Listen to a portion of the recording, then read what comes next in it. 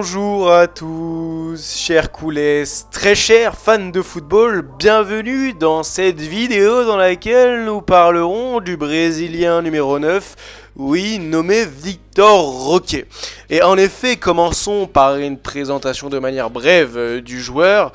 Ce joueur en question a passé plus de 2 ans et demi en professionnel au Brésil. Il s'est fait repérer notamment au club de Paranense, dans lequel il a inscrit lors de la saison 2023 21 buts pour 35 titularisations. Et comme je l'ai dit, c'est dans ce club justement qu'il se révélera, qu'il révélera tout son potentiel. Le Barça justement s'est intéressé.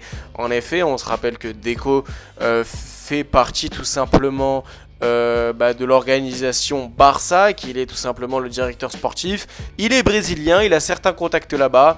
Il a pu obtenir donc justement les services de Vitor Roque, surtout que Deco avait certaines relations avec l'agent de Vitor Roque, Monsieur Curie. Donc Vitor Roque arrive au Barça contre un chèque de 40 millions d'euros plus bonus. Il est pressenti, il est annoncé comme un grand talent, comme le grand talent brésilien. En effet, lorsqu'il arrive au Barça, il est âgé de 18 ans. Cela fait donc depuis janvier 2024 que Vitor Roque, la presse espagnole, parle de lui. Et en effet, oui, lorsqu'il arrive, son premier match fut celui face à Las Palmas en janvier 2024. Et force est de constater que son premier match, certes il a raté certaines occasions, mais franchement, il avait l'air plutôt à l'aise. Pour un joueur de 18 ans qui vient d'arriver comme ça à Barcelone, il avait l'air plutôt à l'aise et on s'attendait réellement à ce que Vitor Roque apporte énormément au Barça. Et c'est ce qu'il va faire, c'est ce qu'il va faire. En effet, entre le début du mois de janvier 2024 et tout simplement le mi-février 2024, il marque 2 buts. 2 buts qui en soi, certes pour un buteur, marquer 2 buts en un mois et demi, c'est pas si exceptionnel que ça. Mais Vitor Roque a eu une adaptation assez lente durant ce mois-ci. En effet, le joueur brésilien n'a pas joué tous les matchs. Il est certes rentré pour son premier match en cours de jeu, donc face à Las Palmas, comme je l'ai dit, en début du mois de janvier 2024.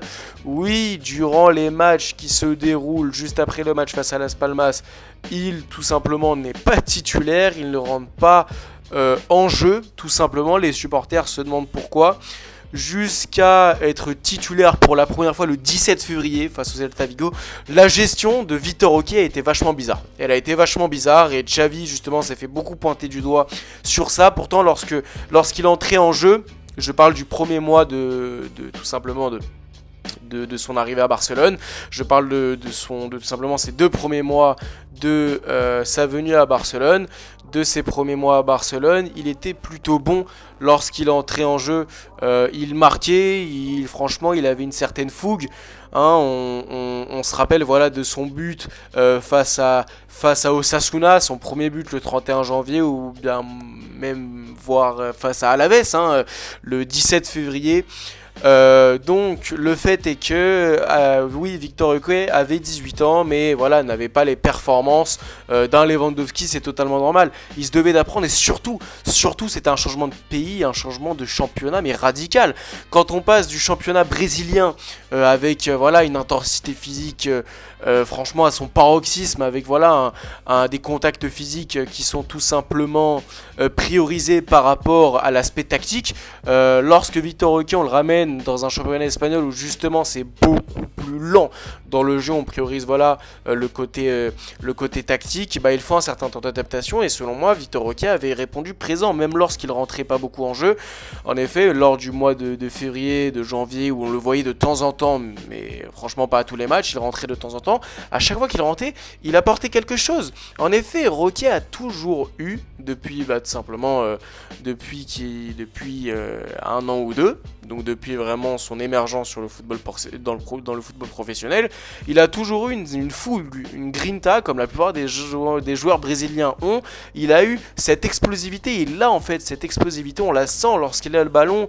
Il est très très rapide dans les petits espaces, c'est normal, il mesure 1m73, il a une gravité tout simplement assez basse, donc un contrôle du ballon assez bon. Et franchement, je ne vois pas pourquoi Xavi l'a géré d'une telle façon de penser à ce que Victor Roque n'avait même pas le niveau de jouer dans un club de Ligue 2. Donc franchement, on s'est tous demandé pourquoi. Pourquoi Victor Roque est traité d'une telle manière. Pourtant, lorsqu'il rentrait, il était plutôt assez bon.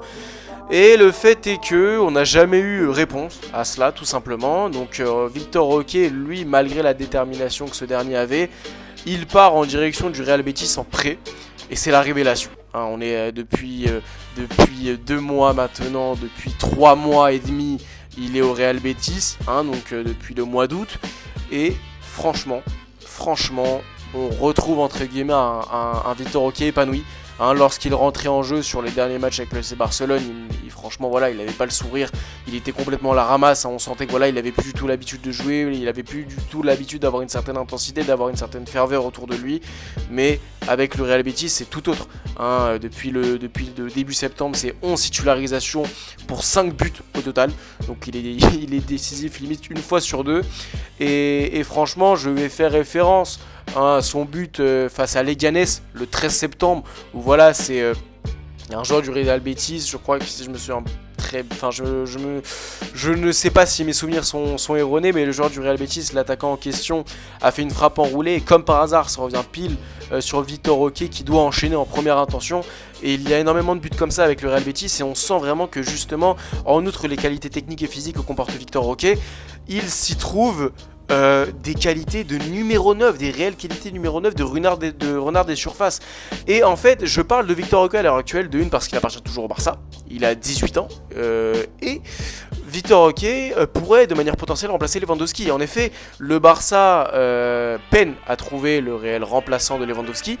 Et sincèrement, Victor Roque fait partie déjà du club. Le club a déboursé une quarantaine de millions d'euros tout simplement sur lui. Il ne peut pas se permettre de le laisser partir, parce que tout simplement c'est un talent. C'est un talent, il a des qualités footballistiques. On le voyait bien lors de ses rentrées avec le Barça, ses premières entrées. Il avait quelque chose en plus, notamment dans les petits espaces. Et cette qualité, cette manie justement d'enchaîner en première intention, hein, cette première intention, je fais référence tout simplement à son match au mois de février, lorsque justement il marque son deuxième but, si je me souviens bien, c'était sur une passe décisive de d'Ilkay Gundogan. Hein. Il reçoit la balle, même pas, il regarde le but, il ne regarde même pas le but, il reçoit la balle, il frappe à terre, ça ras du poteau et c'est un para pour le gardien. Ce match en question, voilà, c'était le match face à Alaves le 3 février 2022. Mais sincèrement, personne ne comprend, aucun supporter ne comprend pourquoi Xavi a arrêté de faire jouer Victor Roque du jour au lendemain. Et force est de constater que voilà, au Real Betis, il s'épanouit. Donc je pense à titre personnel que Victor Roque doit revenir en fin de saison au Barça de manière impérative. Il faut commencer petit à petit la transition entre Lewandowski et Victor Roque.